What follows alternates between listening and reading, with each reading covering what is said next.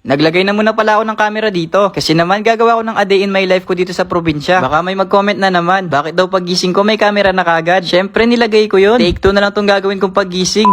Hello mga guys, maaga nga ako nagising ngayon kasi naman maaga din ako natulog. Wala din kasing internet dito sa probinsya. Mahina din yung signal, kaya maaga ka talaga matutulog. Kaya kapag na-upload na tong video na to, alam nyo na nasa bayan ako nun. Kasi dun palang nagkakaroon ng signal. Andito pala ako sa probinsya ni na mama, sa Bacolod. Di nga siya nakasama ngayon kasi sobrang busy niya. Sabi nga niya sa amin, wag daw kayong maarte sa pagkain. Kasi halos gulay yung kinakain dito. Kapag pala dito ka natulog, huni ng mga ibon ang gigising sa'yo. Sabayan mo pa ng kokorokok na manok, magigising ka talaga dito. At grabe, ang likod ko pala talaga matulog. Kasi naman napunta yung hinihigaan kong banig sa gitna. Nagligpit na din pala ako dito. Baka mapalayas tayo ni Lola. 1 week pa naman ako tutuloy dito. Pagkatapos ko nga magligpit, lumabas na din ako ng kwarto. Pagbukas ko nga si Lola kagad yung bumungad sa akin. Magkape na daw ako. Sabi ko naman hindi ako nagkakape. Kapag pasok mo pala sa bahay ni Lola, makikita mo tong medalya ng mga apo niya. Sabi ko naman sa kanya, dadalhin ko rin yung mga medal ko. Kaso nabili ko lang yun sa Quiapo.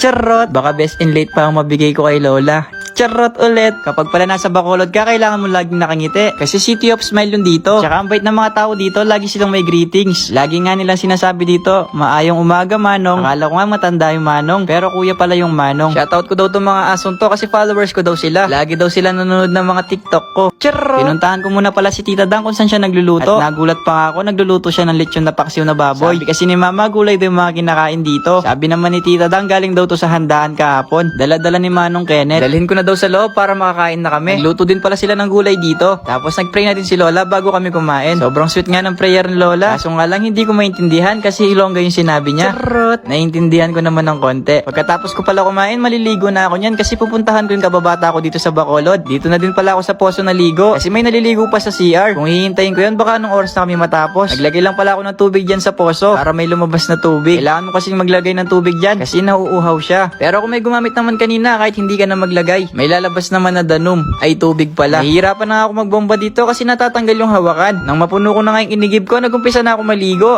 Habang naliligo pa nga ako dito, may nakita pa ako naninilip sa akin. Kaya tumalikod muna ako kasi baka magkakuliti siya. Charot! Habang naliligo pa nga ako, bigla ko naalala, naliligo din ako sa ganito nung bata pa ako. Yun nga lang, ngayon wala akong kasama. Dati kasi kasama ko yung mga kararo ko. Lagi rin kami naliligo sa poso. Binilisan ko na lang pala yung pagligo ko kasi naghihintay na daw si Kuya Nene. Nagbihis na din pala ako ng mabilis dito kasi ayoko rin yung may naghihintay sa akin. At saka excited na din pala ako kasi makikita ko na yung kababata ko dito. Ang tagal ko na din kasi bago ako umuwi. Naaalala ko pa nga, naglalaro kami noon ng kasal-kasalan dito. Tapos late pa kami umuwi. Sabi niya sa akin nung bata ako, kapag daw lumaki na ako, libre ko daw siya ng hamburger. Kasi siya na lang daw lagi naglilibre sa akin. Tsaka wala din akong pera noon nung bata pa ako. Mabait din yun. Kapag nga may nag-aaway sa akin, inaaway din niya. At tsaka pinapakopya niya din ako sa school kapag hindi ako nakapag-review. Pero alam nyo din ba mga guys, gawa-gawa ko lang din tong kwentong to. Charot! Sa Pampanga talaga ako lumaki. Andun yung mga kararo ko. Ipapasyal lang daw kami ni Kuya Nene dito sa Bacolod. Dito pala niya kami dinala sa beach. Pagpasok mo pala dito, sasalubong tong mga kambing. Tapos nakita ko rin pala dito yung pearl na nilalagay sa milk tea. Ang liit pala sa personal, lalo na kapag hindi pa naluluto. Charot! Sobrang ganda pala dito mga guys. Tapos 10 pesos lang yung entrance. Ma-enjoy mo pa yung lagaw-lagaw mo. O, di nyo alam yun no. Salita nila dito yon. Tsaka sobrang kanami dito. Sobrang ma-enjoy mo yung view. Ang presko din ng hangin. Kaso nga lang sobrang init din. Parang nangangagat nga yung init eh. Parang kinagat ka lang ng crocodile.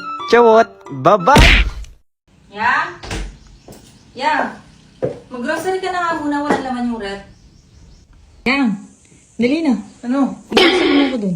Ano? Nasaan? Oh, pili mo lahat ng mga paborito ko mga pagkain, no?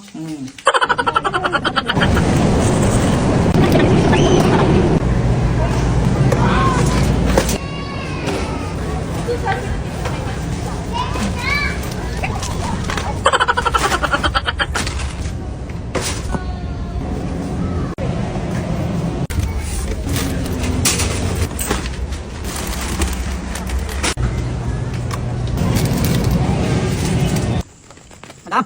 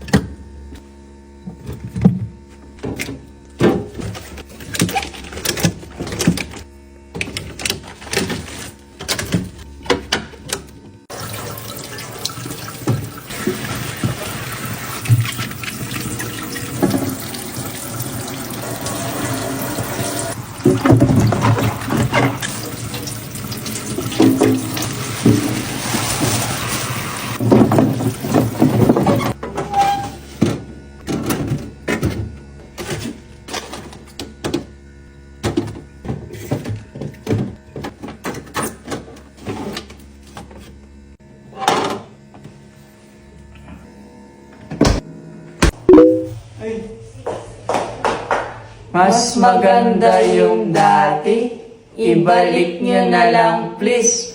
Hu hu hu. Ibalik na lang. Pipinturahin ko ulit?